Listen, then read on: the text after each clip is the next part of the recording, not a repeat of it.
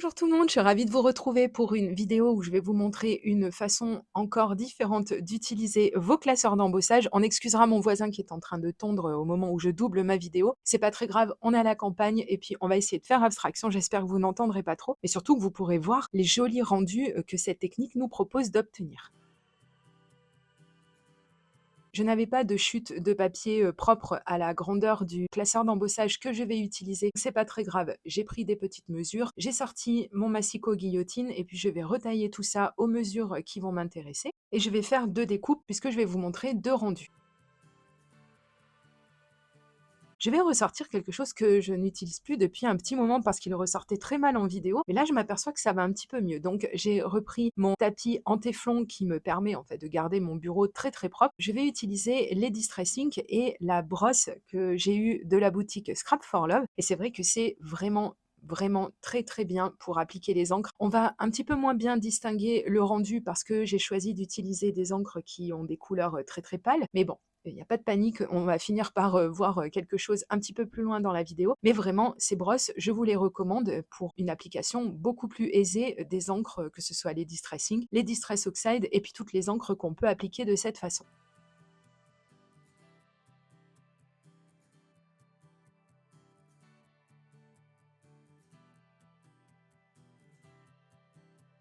Je vais sortir ma Big Shot puisque évidemment, je vous l'ai dit et vous l'avez vu, je vais me servir de classeur d'embossage. Donc pour cette technique, on va avoir besoin d'une machine qui nous permet de faire de l'embossage à froid. Je la mets sur la bonne hauteur de plateforme.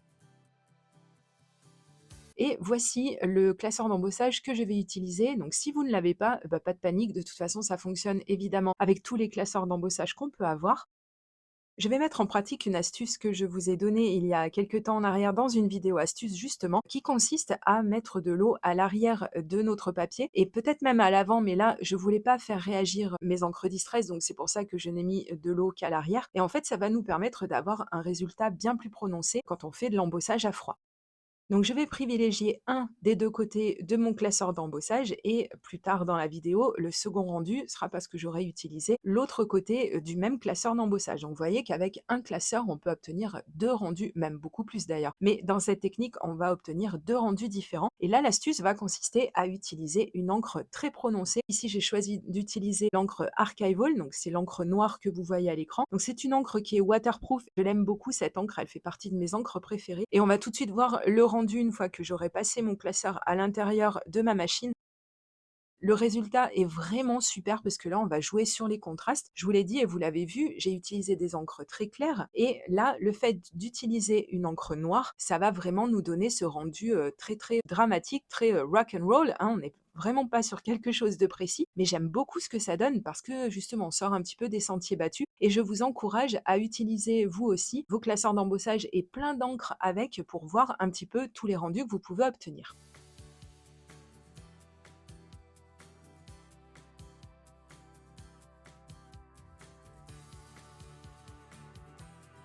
Et surtout pas de panique, l'encre Archival, c'est une encre qui peut un petit peu tacher, mais avec un nettoyant pour tampon et ça se passe très, très bien. Un petit coup de microfibre et on en parle. Je vous présente d'autres brosses. Celles-ci, elles viennent de chez Joom. Pareil, je vous mettrai le lien dans la barre d'informations si vous les cherchez. Vous voyez, elles sont un petit peu plus petites, mais ça permet d'être un petit peu plus précis aussi. Donc ça, c'est vraiment bien. Et cette fois-ci, je vais partir sur d'autres teintes pour avoir des couleurs qui se distinguent un petit peu plus. Au tout début, j'ai utilisé l'encre Distress jaune, un jaune peu prononcé. Et puis, je vais utiliser une encre Distress un petit peu plus orangée. Voilà, et comme vous le voyez, je ne m'applique pas du tout. Je fais ça vraiment comme un petit cochon, mais parce que c'est pas très grave. Avec cette technique, on n'est pas obligé de se concentrer pour avoir un rendu super propre.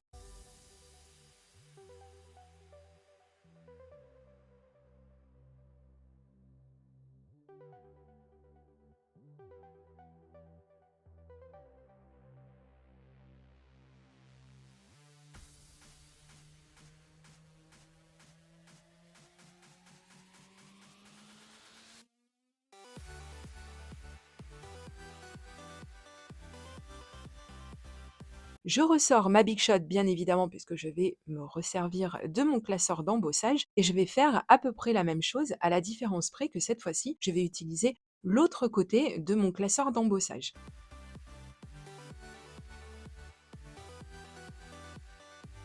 En premier lieu, j'avais prévu d'utiliser ces encres. Donc, ce sont des encres chalk et une encre métallique qui viennent de chez Action. Donc, je l'ai posé sur l'intégralité de la surface de mon classeur d'embossage qui m'intéresse.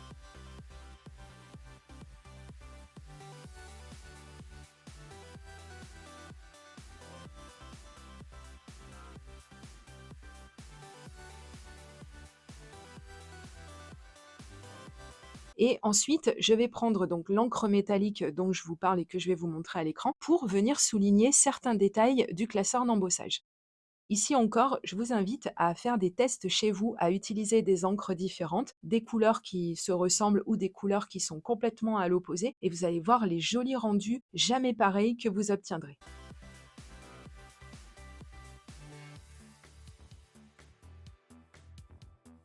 Et ensuite, vous l'aurez compris, je vais passer mon classeur d'embossage dans ma machine.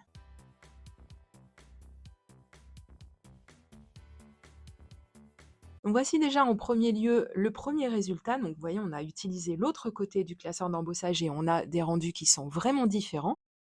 Je trouvais le rendu, alors déjà très joli dans un premier temps, mais j'avais quand même très envie d'utiliser la même technique que précédemment, c'est-à-dire utiliser une encre vraiment très foncée et qui nous permette d'avoir beaucoup plus de contraste.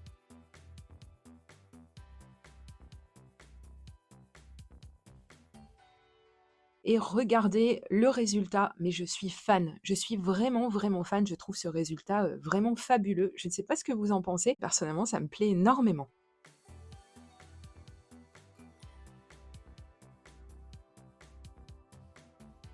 J'ai mis les 2 rendus côte à côte pour vous rendre un petit peu compte. Pourtant, c'est, vous l'avez vu, hein, le même classeur d'embossage et voyez comme on peut obtenir des choses radicalement différentes.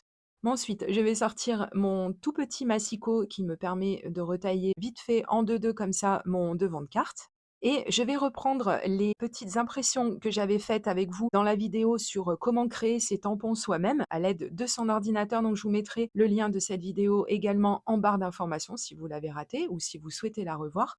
Et je vais sélectionner des dies fausse couture parce que vous le savez, si vous suivez mes vidéos ces derniers temps, vous les voyez très très régulièrement. J'adore, je trouve que le rendu est vraiment soigné, donc je les utilise assez régulièrement. Donc je vais faire une première découpe et je vais réutiliser le même die pour une deuxième découpe.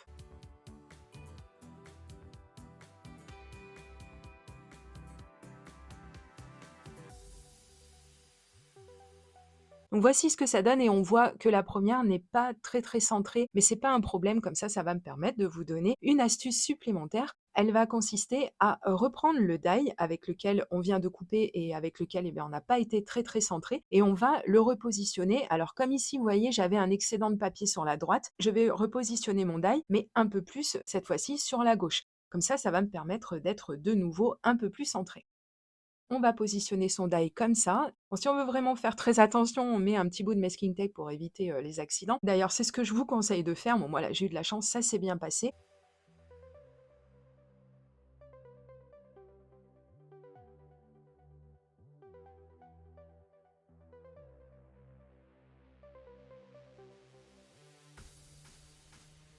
Voici le résultat. On est retombé sur le rendu qu'on aurait dû avoir au tout début, c'est-à-dire un mot qui est bien centré.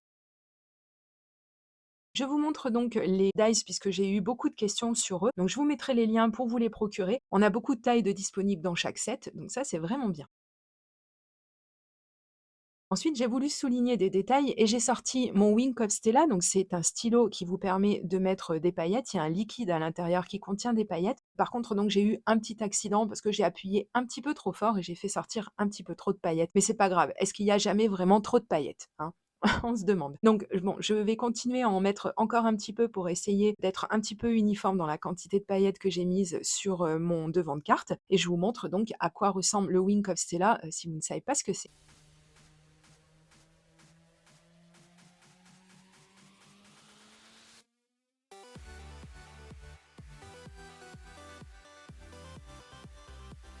J'ai sorti la Tacky Glue, donc que j'ai eu également dans la boutique Scrap for Love et je continue de le dire, c'est vraiment tellement pratique d'avoir quelque chose, un contenant qui nous permet d'avoir la colle qui est toujours disponible étant donné qu'on le stocke la tête en bas. Donc comme ça, c'est fini d'appuyer dessus pendant 2 heures ou de le secouer comme une tarée. La colle est toujours disponible et d'ailleurs, je pense que vous allez vous en rendre compte que j'ai bien fait d'utiliser de la colle liquide et pas autre chose parce que j'étais vraiment pas partie droite. Donc ça m'a permis de venir rectifier le tir. Et ensuite, je vais sortir de la mousse adhésive relief en petites bandes comme ça qui vient de chez Craftelier. C'est super pratique, ça nous permet de pouvoir la retailler exactement à la taille dont on a besoin.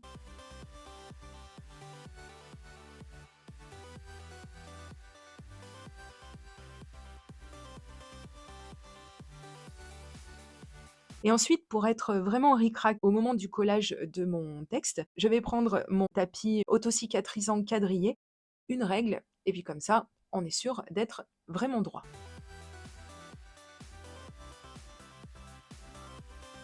Voici le résultat et puis on regardera un petit peu plus près ce que ça va donner. J'avais hâte de terminer l'autre carte. Alors cette fois-ci, je vais sortir la Distress Black Suit, donc c'est la Distress noire, enfin noire, la plus noire qui puisse exister parce que en vrai, elle est pas vraiment hyper noire hein, puisque c'est une encre aquarelle. Elle est noire, mais bon, c'est pas un noir très très profond, mais ça va suffire pour donner le côté dramatique que je voulais donner à cette carte. Et ce que je fais, c'est ce que je fais souvent, vous me voyez le faire dans mes vidéos, foncer les bords pour pouvoir mettre l'accent sur le côté vraiment lumineux de la carte, c'est-à-dire plus au centre.